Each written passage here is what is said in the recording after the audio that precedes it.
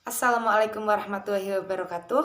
Perkenalkan, nama saya Musfirah Indasari, NIM 4218118, mata kuliah Manajemen Wakaf dan Zakat kelas C, jurusan Perbankan Syariah. Video ini dipresentasikan guna memenuhi tugas ulangan tengah semester. Zakat ada 8. Yang pertama fakir, yang kedua miskin, yang ketiga amil zakat, yang keempat mu'alaf, yang kelima riqab, yang keenam khorim, yang ketujuh fisabilillah, dan yang kedelapan ialah ibnu sabil. Penjelasan mengenai asnaf mustahik zakat di era kontemporer. Yang pertama fakir. Fakir ialah orang yang tidak punya harta untuk memenuhi kebutuhan sehari-hari. Kemudian miskin. Miskin ialah orang yang memiliki harta tetapi hanya cukup untuk memenuhi kebutuhan sehari-harinya. Yang ketiga amil zakat. Amil zakat ialah orang yang melaksanakan segala urusan zakat, mulai dari pengumpulan sampai pendistribusian zakat. Zakat diberikan kepada amil zakat sebagai upah atas pekerjaannya. Yang keempat mu'alaf. Mu'alaf diberikan zakat agar orang-orang yang diharapkan hati dan keyakinannya dapat bertambah terhadap Islam, atau mereka yang berniat jahat terhadap Islam tetapi terhalangi, atau mereka yang memberi manfaat dengan menolong dan membela kaum muslimin. Yang kelima riqab. Riqab di era sekarang lebih cenderung kepada mereka yang mengalami eksploitasi dan tertindas oleh golongan lainnya, baik secara personal maupun kelompok. Riqab yang dimaksud di sini adalah mereka yang menderita secara budaya maupun politik. Ini khorim atau orang yang berhutang. Dalam pandangan era kontemporer, khorim di sini mendapatkan zakat itu karena satu, membantu mereka yang mengalami pailit. Kedua, untuk meningkatkan kemampuan pelaku usaha yang modal kerjanya dari pinjaman. Ketiga, untuk membayar hutang seseorang yang telah jatuh miskin. Bukan semata-mata mereka yang berhutang untuk kepentingan pribadi atau untuk kepentingan maksiat seperti berhutang karena berjudi dan lain-lain. Yang ketujuh yakni fisabilillah. Fisabilillah yakni orang yang berjuang di jalan Allah. Pada zaman dahulu, fisabilillah dimaksudkan seperti orang yang berperang dalam membela Islam atau agamanya. Pada era kontemporer, fisabilillah di sini ialah suatu jalan untuk memenuhi kemaslahatan bersama, seperti membangun masjid, sekolah, rumah sakit, perpustakaan, dan lain sebagainya. Yang kedelapan yakni ibnu sabil. Ibnu sabil dalam pengertian dahulu ialah orang-orang yang sedang dalam perjalanan. Namun pada era sekarang, ibnu sabil tidak hanya sebatas orang yang sedang dalam perjalanan saja. Tetapi yang dimaksud ibnu sabil di era sekarang yakni orang yang sedang dalam perjalanan atau anak-anak yang terlantar di jalanan, mereka yang tidak punya rumah dan menjadi gelandangan di jalanan juga termasuk ibnu sabil. Ayat yang berkaitan dengan perintah zakat. Yang pertama yakni surat Al-Baqarah ayat 43 yang bunyinya A'udzubillahi minasyaitonirrajim. Bismillahirrahmanirrahim. Waqimus sholata wa'tuz zakata warka'u ma'ar raki'in. Yang artinya, dan dirikanlah sholat, tunaikanlah zakat, dan rukuklah beserta orang yang rukuk. Yang kedua yakni surat At-Taubah ayat 103. A'udzubillahi minasyaitonirrajim.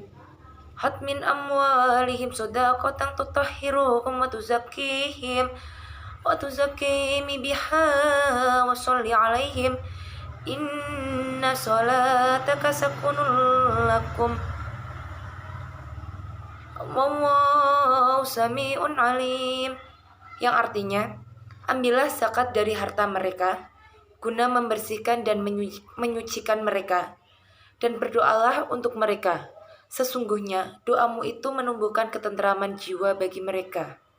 Allah Maha Mendengar, Maha Mengetahui.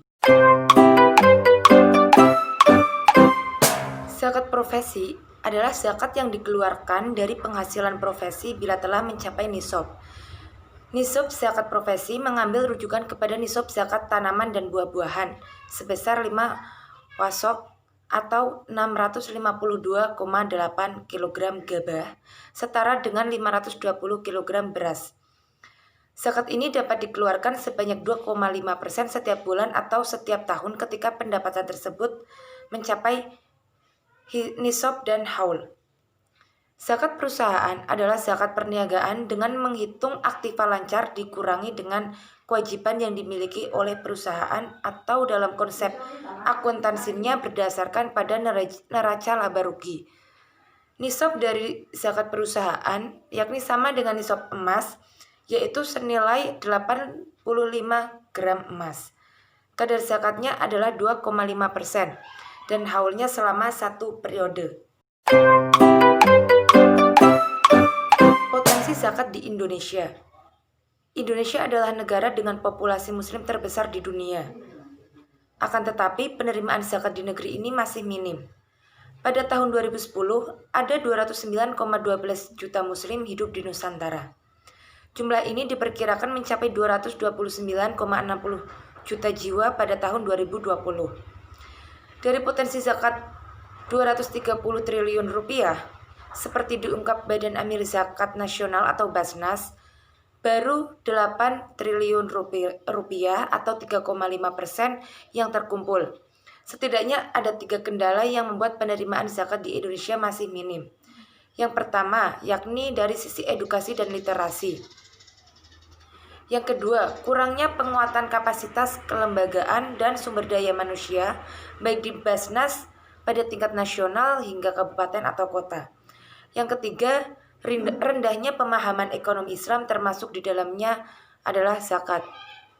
Pada tahun 2020 ini pemanfaatan zakat dialokasikan untuk coronavirus disease 19 yang sudah mewabah hampir di seluruh dunia.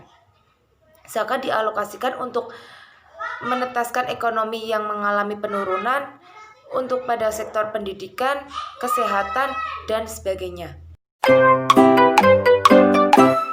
Dalam kondisi pandemi COVID-19, institusi zakat seperti Basnas mengembangkan layanan 5 strategi fundraising digital. Strategi ini sebetulnya sudah dilakukan Basnas sejak tahun 2016. Pada masa pandemi ini diperkuat lagi dengan membentuk tim khusus digital fundraising yang beranggotakan tenaga muda. Tim ini juga didukung oleh divisi CRM, Customer Relationship Management, dan divisi IT atau Information Technology. Kelima strategi yang dikembangkan Basnas ini antara lain pertama, internal platform. Dengan strategi ini Basnas antara lain mengembangkan layanan donasi via situs internet dan layanan Android. Strategi kedua yakni eksternal platform. Basnas menjalin kerjasama dengan provider penyedia platform toko online dan bisnis digital. Strategi ketiga yakni social media platform dengan mengembangkan program donasi via media sosial seperti Line, WhatsApp, dan Facebook. Strategi keempat yakni artificial intelligence platform, artinya Basnas menciptakan mesin cerdas yang bertujuan untuk mempermudah dan memperkuat layanan fundraising dengan membuat aplikasi Zaki yang dapat diunduh melalui aplikasi. Dan strategi kelima yakni innovation platform. Melalui strategi ini Basnas mengembangkan inovasi fundraising. Dan strategi kelima yakni innovation platform. Melalui strategi ini Basnas mengembangkan inovasi fundraising digital yang sesuai dengan tuntutan, kebutuhan, dan adaptasi teknologi. Basnas melakukan berbagai inovasi dalam pengumpulan zakat pada masa pandemi dengan memanfaatkan zakat online, yaitu dengan menggunakan layanan transfer dari perbankan atau platform penghimpun zakat. Basnas juga sudah menyediakan platform zakat online atau digital seperti Muzaki Corner, serta telah melakukan kerjasama dengan berbagai e-commerce untuk bisa menghimpun zakat.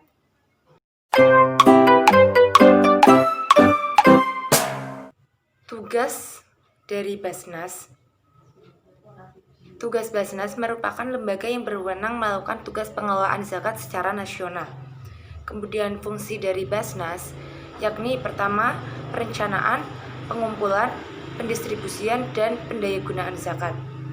Yang kedua yakni pelaksanaan pengumpulan, pendistribusian, dan pendayagunaan zakat. Yang ketiga, pelaporan dan pertanggungjawaban pelaksanaan pengelolaan zakat.